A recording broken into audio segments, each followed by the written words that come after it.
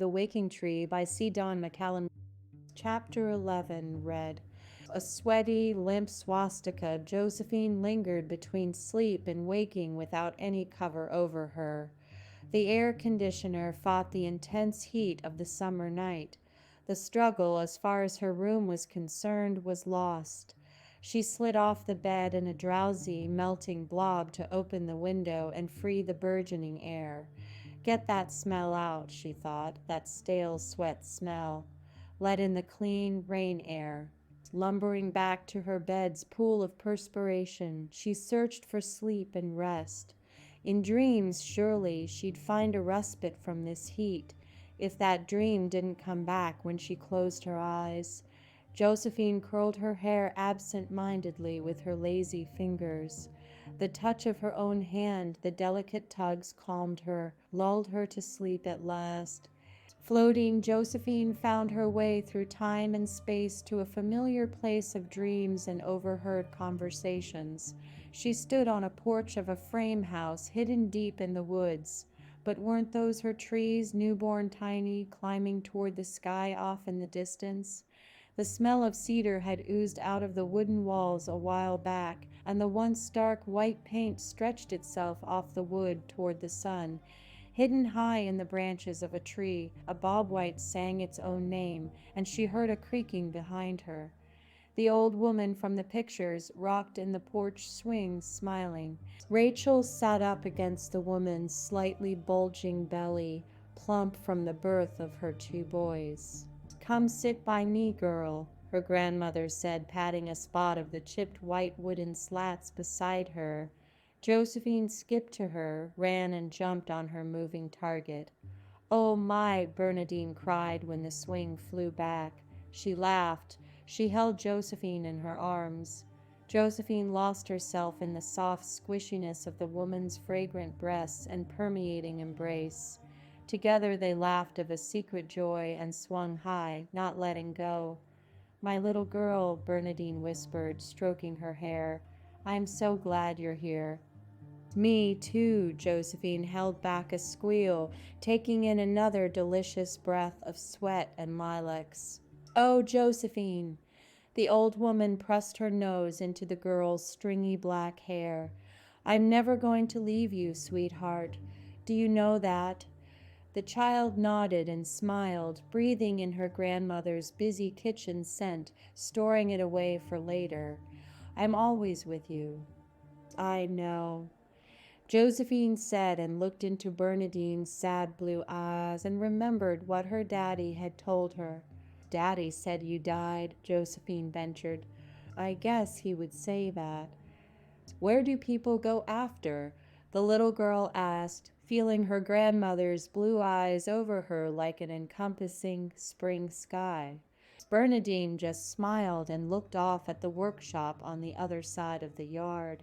A crosswind blew through her husband's unfinished shop, naked of paint, the pink insulation leaning against the walls like treacherous cotton candy.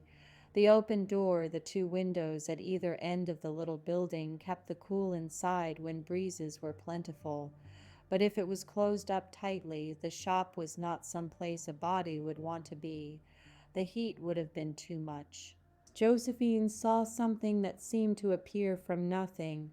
She hadn't noticed the man walking around in there on the bare concrete floor before, or the little boy tagging behind him. "Christopher," Bernadine explained. Her eyes looked deep into the shop at the little boy there. "Christopher," Josephine said. A penny, giant as a tractor wheel, rolled in between the porch and the workshop, plowing a deep groove in the grass. "You don't know about him, do you?" The little girl shook her head, even though she wasn't sure if she was being truthful. That boy was familiar to her somehow. Did he have her eyes? Maybe it was his voice or the way he moved inside of the little house she had seen in pictures. She couldn't be sure. In an instant, Josephine found herself carried to a corner of the workshop, hidden inside the insulation. She was now a part of her grandfather's hastily built building, which stored the sundry tools and items that had lost their place and use in the main house. The heat intensified the smells of sawdust, paint remover, turpentine. When she blinked her eyes from within the insulation, she feared tiny filaments would lodge themselves in her eyeballs, but the supposed unreality of her dream kept her safe. Only a vision of Bernadine on a bulldozer, crazed and focused, driving through the west wall of the plundered building flashed under the micro elliptical movements of her eyes. And in between each violent, destructive blink, Josephine watched the scene playing before her of a man and a little boy from within the now extinct walls. Mama's gonna be real proud of it, Christopher said, eyeing the chest of drawers, newly smoothed of color. I guess maybe Daddy thought he'd finish it when he got back. The old man wiped away the residual dust left from the sandpaper. The piece of furniture was clean, smooth, and almost ready for staining. I'd be real proud if she liked it as much as you say she will, Mr. Abbott said. Oh, she will, Christopher said, his heart full of love. Yeah, your daddy must have had a hell of a time making this thing. Bow Dark's got to be the hardest wood there is to work with. It sure does look fine, though. Mr. Abbott watched Christopher's sandaled feet in the edge of his eye, his dirty little toes peeking out. He wondered if they were salty or if they just tasted like the earth that covered them. Josephine shivered and thought of snakes. It'll look even better when I get it finished. Folding over the steel wool worn thin under his hand, Mr. Abbott paused to lift his knees, grown stiff and sore from too much contact with the concrete floor. I got some good-looking corn growing over at my place, Mr. Abbott said, scrubbing into the grain of the recently revealed beauty of the bare wood. You and your brother will have to come over later to pick some when it's cool. I could go do it now. Christopher was eager to be useful, like he thought a man should be. No, wait till your brother gets back. I enjoy your company. Mr. Abbott looked up, saw Christopher's tiny striped shirt clinging moist to his little body. Christopher ran the bottom of his sandals along the floor, a young bull in slow motion. Mr. Abbott leaned back to his work. You know, when I was a boy, me and my brothers would go out back and pick corn. Everything else, too, of course. Sometimes we'd eat the corn right off the stalk, but I liked it best when we got to take it up to the house. Mr. Abbott slipped his hand along the smooth lines of wood, wiping away the dust. We'd shuck it and set it in the oven till it got just a little shriveled, he said, looking up, nose crinkled, at the boy hanging on his next words, and we'd eat it. Mr. Abbott chuckled and grinned. Christopher did too. That was some good-tasting corn. Run, Christopher, Josephine whispered from within the wall. Get out of here. Running his eyes over every inch of the grain, Mr. Abbott looked for any signs of dust. A single speck of dust could change the way the stain took to the wood. As a precaution, he pulled out his once white handkerchief, soiled from its frequent and various uses, and felt the soft wood slide under it. He tucked his feet up under him, laying his hands and the handkerchief between his thighs. Why don't you run and go get us some water? The old man said, grinning up at the dark-haired boy. Josephine saw the shadow of an enormous nickel roll by, eclipsing the man's smile, the whole room. Yes, sir. Christopher liked Mr. Abbott. Sometimes he'd even pretend that he was his own daddy. He'd like to think that his father, if he were still around, would talk to him like Mr. Abbott did, and hold him real close when no one was around. Even though Mr. Abbott was a lot older than his mama, Christopher kind of hoped that the two of them would get married so they all could be a real family. Mr. Abbott watched the boy run for his water, eager to please. Josephine thought she saw Mr. Abbott smile, but his face hadn't really even moved. His eyes just got to look like there was fire in them. Josephine looked for her grandmother. Was she in the wall with her now under the pink? Looking around her through the dangerous foam, Josephine saw her grandmother lifeless in the wall. Her eyes didn't blink. No rise or fall of her chest indicated life there, but she lay in the wall just a few feet away. She wondered if her grandma was using what life she now had in her to project this grotesque scene, to make all this seem so real. Christopher was such a sweet boy, said Bernadine's voice, her mouth unmoving. She stood, her life beginning to fill her again, sad and worn from watching the old man and her son. He probably didn't even remember his daddy. He couldn't have. She cried now, another sign of life, but her tears were the only sign of her sorrow on her face. Look how small he was. Just a baby. Not much bigger than you, Josephine. Christopher stood in the workshop, tiny and proud, water glass in hand. Mr. Abbott took it from him and drank half of it in just a couple of gulps, never taking his blazing eyes off of the boy. A giant's handful of coins passed by the doorway in a thunderous race. You want some? Mr. Abbott held the glass out, dragging the back of his hand across his wet mouth. Christopher grasped it with both of his delicate hands, careful not to spill. The cool water slithered down his throat. That's a good boy, Mr. Abbott cajoled, moving near him. Slipping his fat, calloused hand under the strap of the boy's overalls, the old man leaned down to smell his sweaty hair. Josephine Bernadine stood outside in the yard on the other side of a flood of rolling coins, urging the girl to follow. Josephine, come here. A penny drove itself in the ground between the two ladies. The glass in Christopher's hand shattered. The water stained the concrete, but the heat dried it in no time. Except for the sound of the massive coins digging deeper into the hard ground, silence pelted Josephine's ears and numbed her throat. They sat again on the porch. The methodical, rhythmic creaking returned, surrounding the girl, drowning out the rest of the world. In the workshop, sandals and work boots shuffled, kicked, stamped down.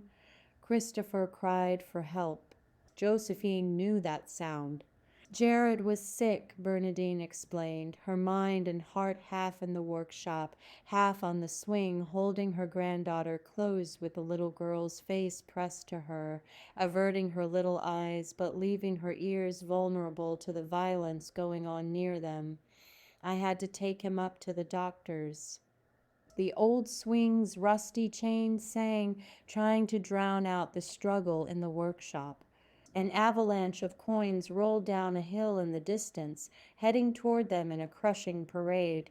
I don't want him to worry you, I'd said to Mr. Abbott before we'd left. He said, don't you worry. You go take that boy up to the doctor's. Christopher and me'll work on that chest of drawers. He had a big smile. He was doing me a favor. I trusted him. Even though I felt your granddaddy standing there in the distance, all fired up and angry like he was fixing to hurt somebody. Your granddaddy knew, but I didn't listen. I didn't hear. It was quiet now, save for the singing swing. Mr. Abbott's pacing the front yard. Some coins rolled to the house, murmuring. Some more coins waited quiet and confused around the porch, watching for some sign of what they should do. Mr. Abbott stood still, yet racing, in the middle of the brown grass. Run for the truck, he thought. They'll know you did it. Hide him. I should have listened, Bernadine whispered. Josephine hid her face and ear in her grandmother's side when she looked into the workshop. Mr. Abbott pulled an axe out of the back of his pickup. With every blow he swung, she held back cries of her own nauseated sorrow. Just listen to the chain, Josephine thought. Hold on to Grandma. Smell her. But the work of the axe kept cutting at her ears, her heart. Breathe in, breathe out. grasping for something more to hold onto, for a stray leaf to caress, a bug to let crawl on her skin, Rachel's sweet hair to smell. Josephine could only find the cotton of Bernadine's dress to inhale, and her own tender flesh under her fingernails to chew, to keep her from screaming. The Bob Whites withheld their name song. The coins came to mow down a resting place in the trees. That's when Josephine saw him. Darnell, jumping up and down in the back of Mr. Abbott's truck, raising Rachel up by one leg to taunt his sister. The circulation of blood returned to Josephine's throat. "Give her back," she managed to yell. Mr. Abbott rolled out the chest of drawers on a dolly and loaded it on his truck. The old man lumbered around in the shop, his big bloody body, hands moving as fast as they could, and Josephine screamed out again.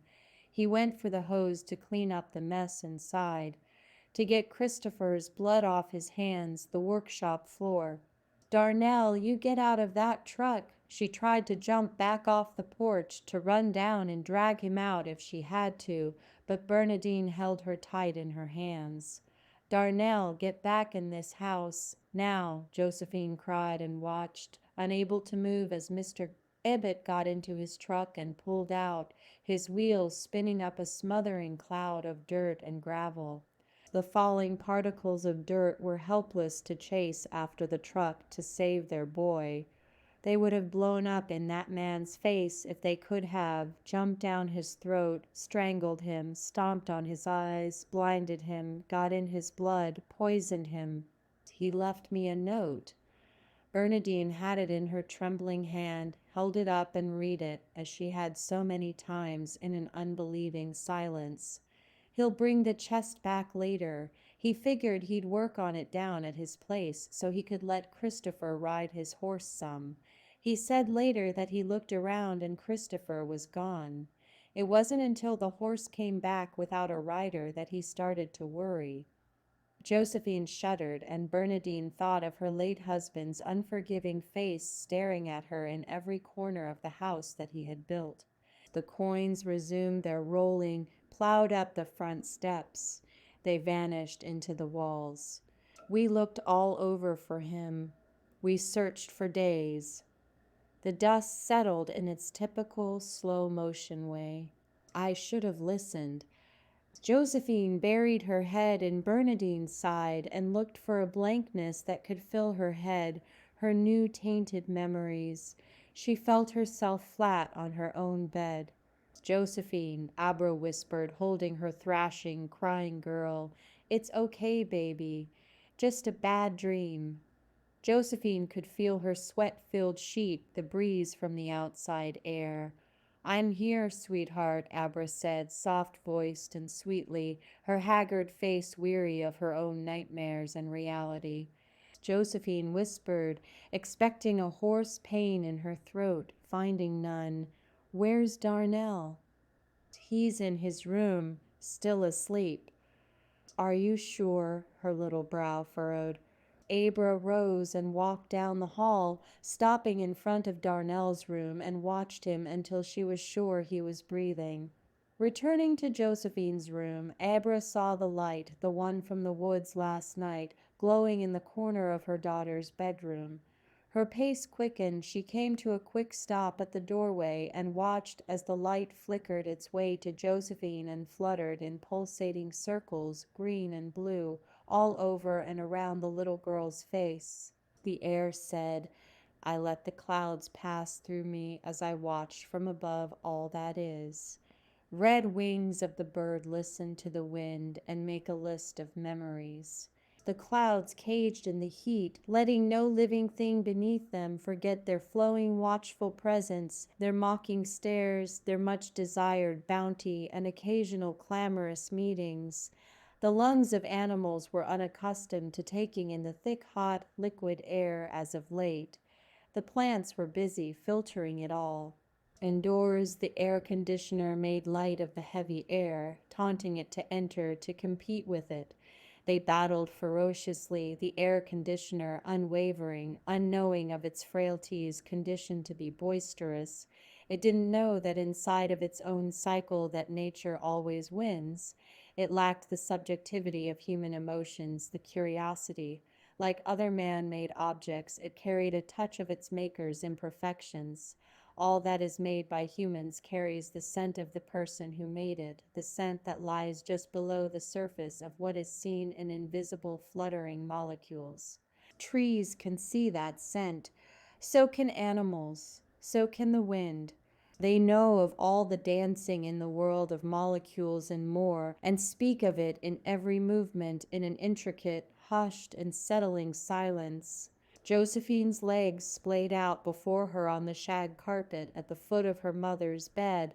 She tried to match Abra's lazy, sleepy breathing, the depth and rhythm of it, her ebb and flow. At first the coins had been cold when she placed them on her thighs, down her shins, balancing on the tops of her pale feet. She filled them up with her heat, making the molecules shimmy in delight of her touch and her focus on them. Still, we are not free, they whispered to her. There was more to be done, Josephine knew, but her little fingers, the swirls of her mind, were unable to pry them any looser from their prison. She could not find the bars that held them in, and she couldn't see how to get fresh air to them. Without letting them fall from her skin, she scooted forward, placing the soles of her naked feet on her father's dresser, and the coins fell silent again. Her mother's breathing was almost percussive against the air conditioner's long, cold exhale. Josephine sensed snakes dangling from the air vents over to the side of her mother. She knew the muted inhale would begin soon, and then she would be able to hear the birds chirping in intermittent bursts in the drizzle outside the window.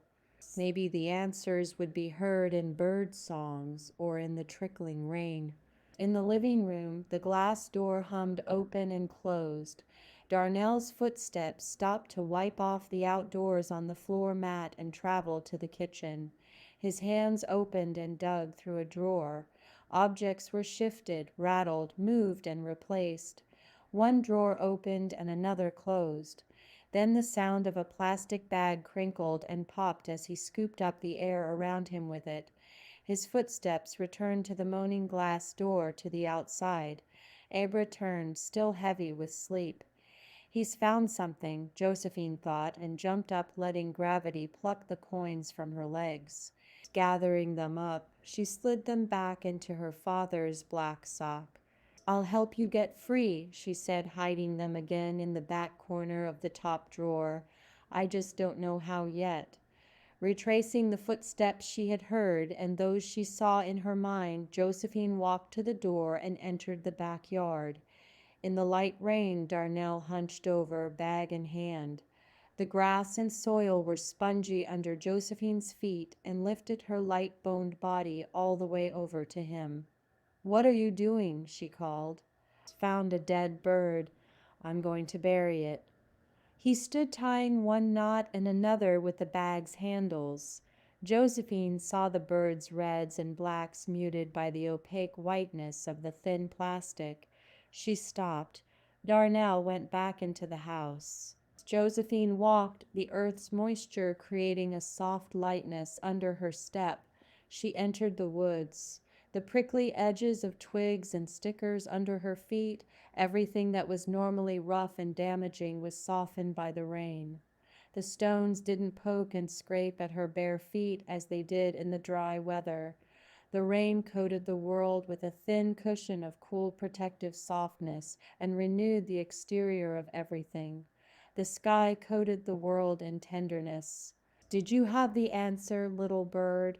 Josephine wandered under my limbs, heavy with fall-announcing fruit. Did you tell your friends how to set him free? The garage door opened and Darnell emerged, a shovel in one hand and the bag in the other.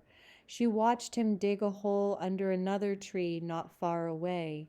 Running a tiny hand across my bark, she scraped away the dead parts, revealing orange life. You know it must be this way, I whispered through her naked toes that pressed against me to better hear my hum. The bird returns to the earth to nourish her so that she can rebuild us again. It just hurts, she said. But more will come. More friends. More life. I was quiet, concentrating on my long hum of stillness and watching, feeling the microcosms on every sprig of green, every shade of brown. Josephine rolled her body around to the other side of my trunk, turning from her brother's struggle of returning the bird to the earth, wishing to only listen to his labor. Her loss was real enough without the full barrage of senses. She would only say her goodbyes to the bird in the arms of this tree, their shared friend at this distance. The bird had left his mark, footprints in colorful, living light on my branches. Their existence, bird, tree, girl, fed off of one another. Breathe it in, Josephine told herself somewhere deep inside. Maybe the answer will come. Closing her eyes, Josephine breathed in the subtropical fumes of renewal that stretched all around her spot by the tree and to unforeseeable distances up into the atmosphere. Stars lay beyond the blue and white and gray looming above her, and they watched all, commenting in sparkles and flashes of light. She heard them tinkling, their bells jangling their approval from afar. Then she looked up to the clouds. I blushed at how closely Josephine's eyes matched my favorite color of sky, the way they were clear and reflected all of the earth's beauty and growth. I took a deep breath and pulled her closer. A drop of sap loosened itself in the moist air. I exhaled, and she saw two flashes of light moving with a fervent need for discovery. Notice us, they seemed to say. So she watched as they took the shapes of two boys, both with the same dark hair, smooth, thick, and lustrous like darnels. The boys sat in the ivy, but their weight did not press down and damage the green leaves. Their quiet bickering grew louder and more abrasive as the wind picked up. Darnell dug his hole and did not notice the quarrel in the ivy or the rallying clouds in the sky, which tumbled overhead as dangerous as a log-filled river. The incomprehensible words of the shadow boys were harsh and cruel, she could tell from their crinkled eyebrows and tightly wound necks. Fury poured from their arms in tremulous waves that grew until the boys pounded each other, attempting to diffuse the other's spark. In another flash of light, another figure appeared in the ivy, that of a young woman, of her grandmother Bernadine. Her arms enfolded the two boys, and she spoke to them in soothing motherly tones. The boys tried to pull from her, push toward each other, but the music of her voice unleashed their need to dance and squelched their anger, a delicate balance mastered by all good mothers. As the fighting ceased, the boys dissolved back into the air and light which had borne them. Then Bernadine stood and walked toward her granddaughter in a cloud of light and smiled. Josephine clutched my trunk. Yes, I said. Josephine let her frightened lungs be filled with the healing, clean air around her and relaxed her racing blood. Yes, Bernadine told her, standing now under my extended arms. Patting the ground flat with his shovel, Darnell didn't see Josephine standing in the ray of light peeking through the trees from the densely clouded sky. He didn't see her spin in an unshadowed glow up the fruit-heavy branches of the faraway tree up through the clouds to the moon. He just knew she was gone. Thank you for listening to The Waking Tree by C. Don McCallum. If you're enjoying this story, please consider sharing it with someone you know. And please like the video and subscribe to this channel to help others discover these stories.